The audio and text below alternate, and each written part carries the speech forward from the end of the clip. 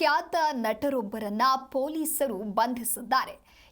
ಟಾಲಿವುಡ್ನ ಖ್ಯಾತ ನಟ ಪೊಸಾನಿ ಕೃಷ್ಣ ಮುರಳಿ ಅವರನ್ನ ಆಂಧ್ರಪ್ರದೇಶದ ಪೊಲೀಸರು ಬಂಧಿಸಿದ್ದಾರೆ.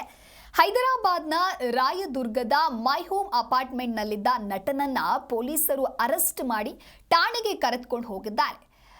ಪೊಸಾನಿ ಕೃಷ್ಣ ಮುರಳಿ ಬಂಧನಕ್ಕೆ ಕಾರಣ ಏನು ಅನ್ನೋದು ಸಾಕಷ್ಟು ಚರ್ಚೆಯಾಗ್ತಾ ಇದೆ. ಪೊಸಾನಿ ಈಗಾಗಲೇ ರಾಜಕೀಯದಿಂದ ನಿವೃತ್ತಿಯನ್ನ ಘೋಷಿಸಿದ್ದಾರೆ ಅನ್ನುವ ವರದಿ ಇದೆ.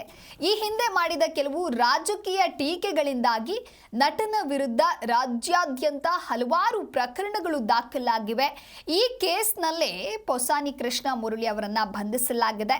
ಮುಖ್ಯಮಂತ್ರಿ ಚಂದ್ರಬಾಬು ನಾಯ್ಡು ಮತ್ತು ಜನಸೇನಾ ಮುಖ್ಯಸ್ಥ ಪವನ್ ಕಲ್ಯಾಣ್ ವಿರುದ್ಧ ಅವಹೇಳನಕಾರಿ ಹೇಳಿಕೆಯನ್ನ ನೀಡಿದ್ದಕ್ಕಾಗಿ ಅನಂತಪುರದ ಒಬುಲುವರಿಪಲ್ಲಿಯಲ್ಲಿ ಪೊಸಾನಿ ವಿರುದ್ಧ ಪ್ರಕರಣ ದಾಖಲಾಗಿದೆ. ಜಾತಿಯ ಹೆಸರಲ್ಲಿ ಜನರನ್ನ ಅವಮಾನಿಸಿ ವರ್ಗಭೇದ ಸೃಷ್ಟಿಸಿದ್ದಕ್ಕಾಗಿ ಇವರ ವಿರುದ್ಧ ಪೊಲೀಸರು ಪ್ರಕರಣವನ್ನ ದಾಖಲಿಸಿಕೊಂಡಿದ್ದಾರೆ.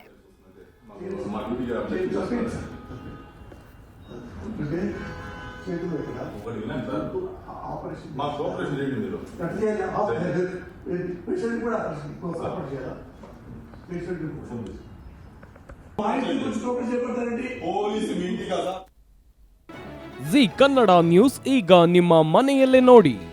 ಎಲ್ಲ ಕೇಬಲ್ಗಳಲ್ಲಿ ಈಗ ಲಭ್ಯ.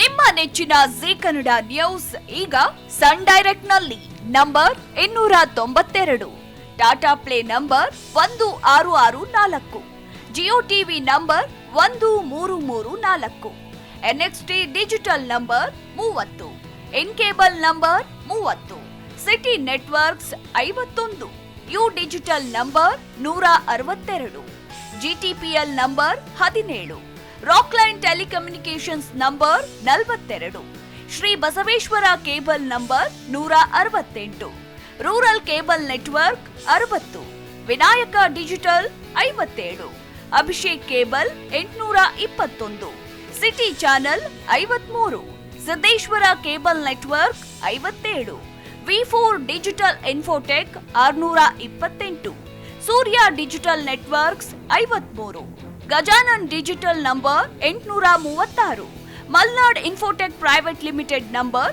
56, Metrocast number 830, victory digital number 167ರಲ್ಲಿ ನೋಡಿ ಆನಂದಿಸಿ.